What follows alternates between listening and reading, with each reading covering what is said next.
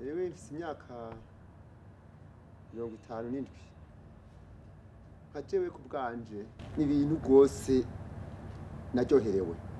byanryoheye neza rwose nkivyumva honyene bariko baravuga yuko bagomba kwiyandikisha ngo banduruke tunatore ukuri je byaranryoheye rwose narungano turi kumwe twasanze ari ibintu biryoshe cyane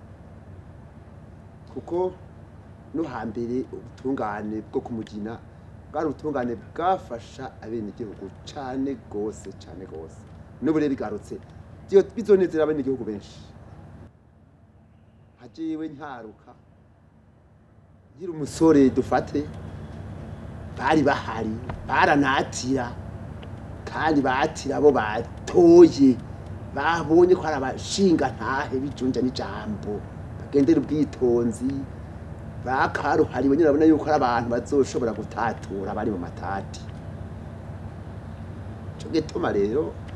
bigarutse je n'ukuri narabinezerewe gose byaranryoheye nabe n'igihugu bazobatora bazotora abo bazi bazotora abo babona ingendo yabo ntituzopfa gutora si bya bindi by'inzoga si bya bindi byo ku migambi ngo haje umugambwe naka ngo atutanga inzoga hariya ku mutumba kanaka ngo murantora oya ukazovuga ati reka ntore ubu uzomfasha hirya y'ejo atarinze kunsaba ibyo ansaba uravye n'ubu unyi nkaba kuri imitumba bariho ubu ntibaraba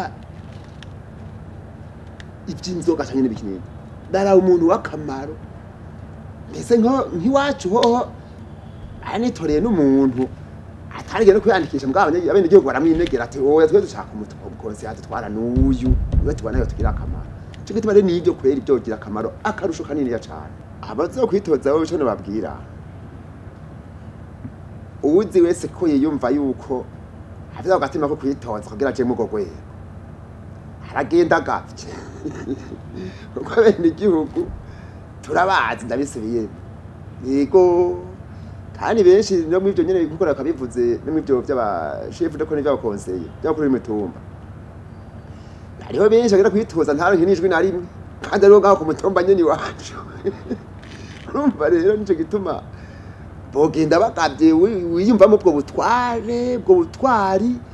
ego kiyumva imwe ko azoshaka gutunganyiriza nyene abo ku mutumba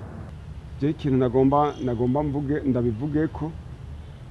tubyakira neza kuko igituma twobyakira neza nuko igihe boza bakunze abenegihugu bakaza baje bakamenya ikintu kibazanye kugira batunganiza abenegihugu byoba byiza cyane kuko uri kuraraba hariho umuntu ashika mu bikorwa ukaca usanga abihaye iyindi ntumbero canke akabeha n'iyindi nyungu rero jewe nk'umuvukanyi canke nk'usanzwe ndumwene gihugu numva umenga ico baciza nuko abotorwa bose boza baraba ico umuntu ari baravye ko umuntu bakaraba umuntu wari we wese bakamutunganiza bataravye uwari canke bataravye icari mu bisanzwe je ndiko ndaraba ico bofasha mu bisanzwe jewe ndabona ko nubundi byari bisanzwe bitunganye ariko mugabe ico boza bafasha nibaza ko boza bafasha kugira ngo umwene gihugu wari we wese atunganirizwe ataco arinze gusabwa impanuro ya mbere nobanza gutanga hariho ukuntu usanga abantu ntituri cyo kimwe ukaca usanga umubwiye yaje kukwitura ngo banza unkorera iki kandi ukamusaba ngo agukorera icyo agukorera kumbe ataco uramurangurira rero iyi mpanuro nagomba ntange nuko uwo ari we wese canke abari bo bose impanuro notanga nuko bokorera umuntu bataravye ngo ufise iki canke ntaco ufise kuko ibyo birashoboka ugasanga umuntu arazingirikwe canke ugasanga arabuze ijambo mu mvo z'uko atacafise yotanga rero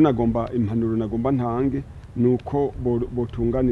bozotunganirizwa umuntu bakamutunganiriza bataravye icyari bataravye n'ukuntu ari